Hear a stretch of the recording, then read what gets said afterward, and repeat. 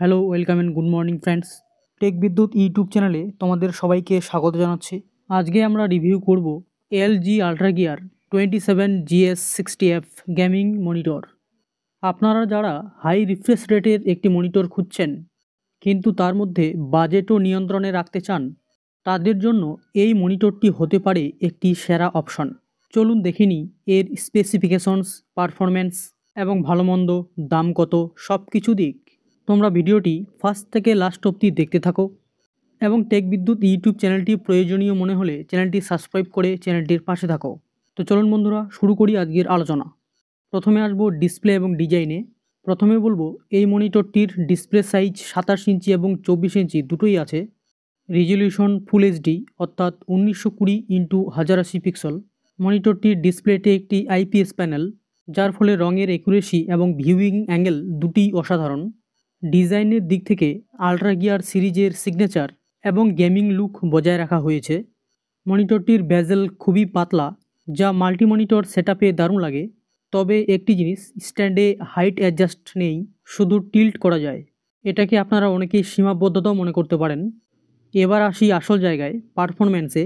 অর্থাৎ পারফরম্যান্সে কী ফিচার্স রয়েছে। মনিটরটির যেটি সবথেকে গুরুত্বপূর্ণ ফিচার সেটি হলো পেয়ে যাচ্ছেন 180 হার্জের রিফ্রেশ রেট, আর পেয়ে যাচ্ছেন 1 ms জিটিজি রেসপন্স টাইম। অর্থাৎ যেগুলি ফাস্ট স্পেসড গেম যেমন ভ্যালোরেন্ট, সিএসগো বা কল অফ ডিউটি, এই গেমগুলি খেলতে খুবই স্মুথ এক্সপিরিয়েন্স দেবে। সাথে রয়েছে এএমডি ফ্রিসিন্স প্রিমিয়াম এবং নিভিডিয়া জি সিন্স কম্প্যাটিবিলিটি, ফলে স্ট্রিং টিয়ারিং এবং ল্যাগ প্রায় হবে না বললেই চলে।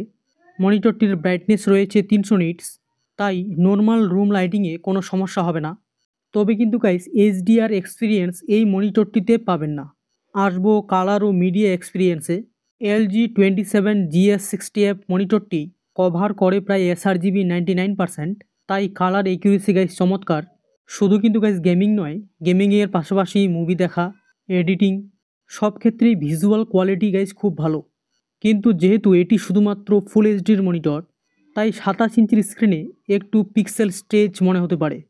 কিন্তু আপনি যদি ছবির কোয়ালিটি 4K বা 2K খুঁজে থাকেন, তাহলে কিন্তু গাইস এই মনিটরটি আপনার জন্য একদমই নয়। আসবো কানেক্টিভিটি কি রয়েছে। মনিটরটিতে পোর্ট হিসেবে রয়েছে দুটি HDMI পোর্ট, আছে একটি ডিসপ্লে পোর্ট এবং রয়েছে একটি হেডফোন আউটপুট।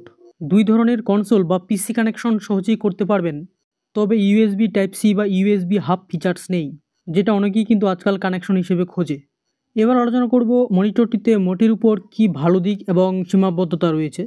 পেয়ে যাচ্ছেন 180 হার্টজ রিফ্রেশ রেট এবং 1 মিলিসেকেন্ডস রেসপন্স টাইম, যেটা কিন্তু মনিটরটির সব থেকে ভালো একটি ফিচার্স।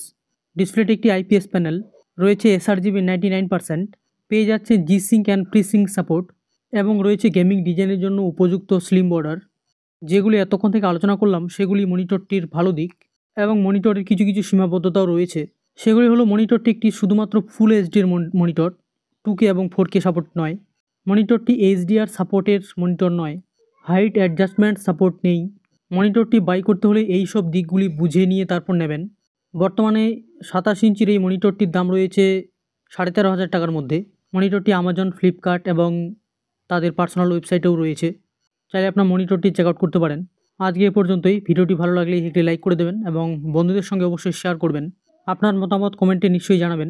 দেখা হচ্ছে পরের কোনো টেক প্রোডাক্ট নিয়ে চুলচেরা আলোচনায়। ততক্ষণে tata, bye bye, take care, জয় হিন্দ এবং ভারত মাতা কি জয়।